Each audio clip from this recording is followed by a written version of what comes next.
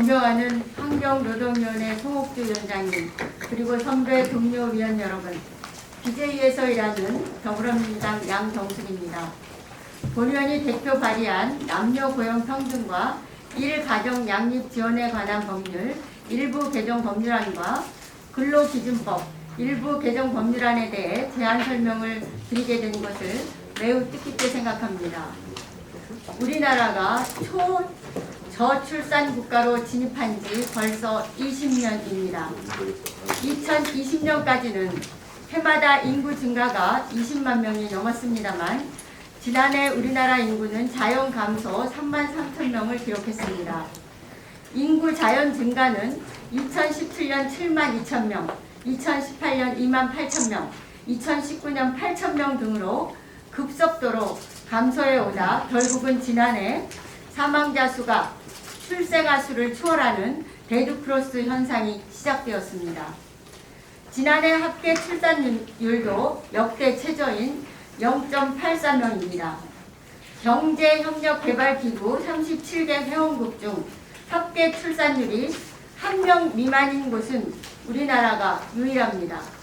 한국은행에 의하면 이러한 추세라면 2038년 생산 가능 인구가 3천만 명을 밑돌 수 있다고 예측하고 있습니다.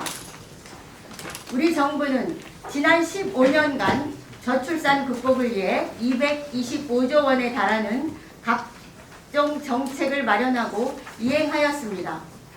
그럼에도 불구하고 저출산 현상은 계속 가속화되어 있어 더욱 세밀하고 촘촘하게 정책을 점검하면서 실효성 있는 대안을 제시해야 합니다.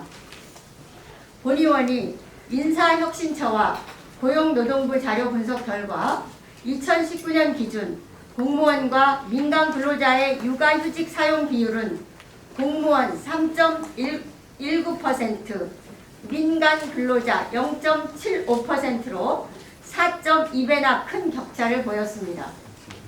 공무원은 국가공무원법을 근거로 최장 3년까지 1년의 유급휴직과 나머지 무급휴직을 사용할 수 있습니다.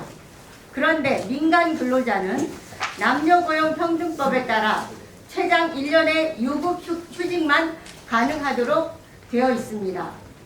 또 임신을 하면 1일 2시간 내에 단축 근무가 가능한데요. 공무원은 임신기간 전체가 단축 근무 대상인데 민간 근로자는 근로기준법에 따라 임신 12주 이내 36주 이후에만 단축 근무를 할 수 있습니다. 따라서 본의원은 공무원과 민간 근로자 간의 차이를 없애고자 다음과 같은 개정안을 대표 발의했습니다. 첫째, 남녀고용평등법 일부 개정 법률안을 통해 민간 근로자의 육아휴직 기간을 공무원과 마찬가지로 1년에서 3년으로 연장하고 육아기 근로 단축 기간을 1년에서 2년으로 확대시키는 것입니다. 둘째, 근로기준법 일부 개정 법률안을 통해 민간 근로자의 임신기 근로시간 단축 기간을 공무원과 마찬가지로 임신 12주 이내 36주 이후에서 전체 임신 기간으로 확대하고자 합니다. 한편 국민건강보험공단에 의하면 매년 남성 5만 명, 여성 6만 명 이상의 인구가 난임 치료를 받고 있습니다. 그런데 현행법에 따르면 여성 근로자만을 대상으로 3일의 난임 치료 휴가가 부여되고 있습니다. 그래서 남녀고용평등법 일부 개정 법률안을 통해 여성 근로자에게만 주어지는 난임 치료 휴가를 남성 근로자에게도 부여하고 기간도 현행 3일에서 실제 치료 기간인 3주로 연장하고자 합니다. 위원님들도 아시다시피 저출산은 개인의 문제가 아니라 국가와 사회 구성원 모두의 책임입니다. 공무원과 민간 근로자, 여성과 남성 구분 없이 모두에게 동등한 정책적 지원을 해주어야 한다고 생각합니다.